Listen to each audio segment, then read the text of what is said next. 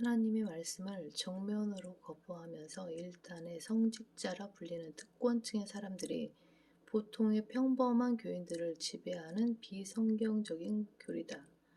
마귀들의 교리들인 발람의 교리와 니콜라파의 교리는 퍼가모 교회 시대에 등장했다.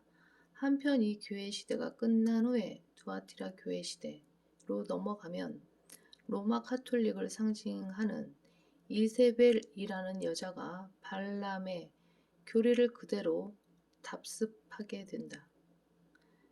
그렇다면 두아티라 교회 시대가 끝난 지 1000년이 지난 지금은 어떠한가? 이 마귀들의 교리들이 사라졌는가? 아니다. 지금까지도 그 명맥을 이어내려와 우리 주변에서 흔히 볼 수 있는 교리가 되었다. 마귀들의 교리라고 해서 공동묘지에나 있을 법한 어두침침하고 은밀한 구시대적인 교리들로 여겨서는 안 된다. 실상을 들여다보면 현 기독교계 내에서도 바알람의 교리, 곧 돈을 사랑하고 믿지도 않는 것을 믿는다고 입으로만 떠들어대며 탐심이라는 우상숭배를 자행하고 영적인 음행과 육체적인 음행을 저지르는 등의 위선과 추태를 볼 수 있고, 니콜라파의 교리의 경우에는 사제, 주교, 추기경, 교황 등의 성직자 계급을 두고 있는 로마 카톨릭에서 두드러지게 나타나고 있는데, 개신교회들도 이를 그대로 답습하고 있다. 말하자면 마귀들의 교리들이 모두 소위 환하고 웅장하며 거룩해 보이는 곳에서 그것도 하나님의 이름으로 버젓이 횡행하고 있는 것이다.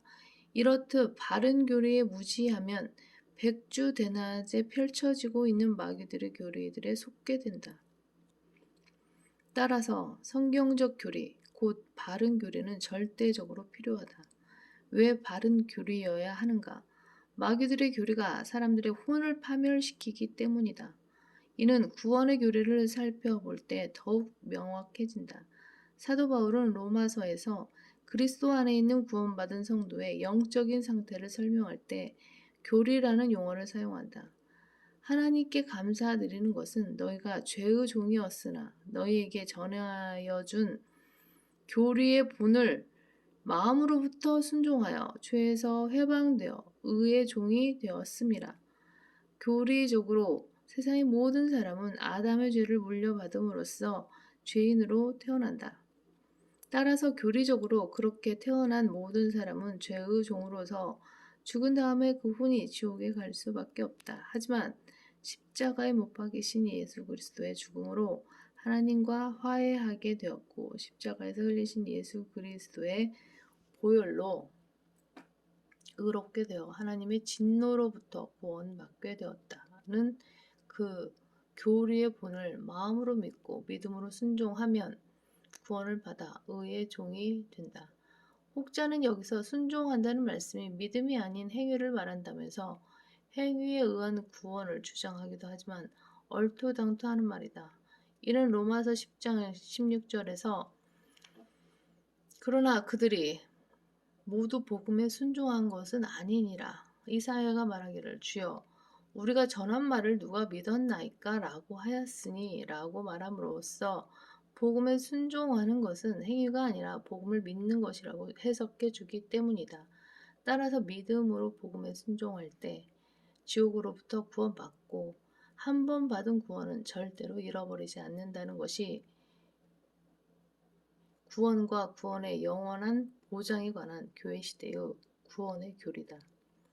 그런데 이런 바른 교리의 본과는 다른 어떤 특정한 사람들에게 어떤 특정한 목적으로 기록하신 특정한 다른 구원의 진리를 현 교회 시대의 교리의 본으로 삼는다면, 특히 앞에서 언급한 것처럼 행위를 구원의 요소로 첨가한 교리를 전한다면 그 사람은 반드시 저주를 받을 것이고, 그 변질된 교리를 본으로 삼고 순종한 사람 역시 영원한 저주와 지옥의 불길 가운데로 떨어질 수밖에 없다.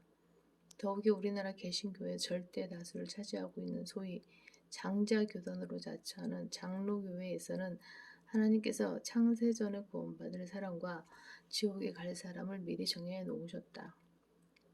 고 가르치는 칼빈주의 예정론을 그들의 구원의 교리로 삼고 있는데 그 결과 교인들로 하여금 예수 그리스도를 믿지 못하게 함으로써 수많은 사람을 지옥으로 쓸어넣고 있다.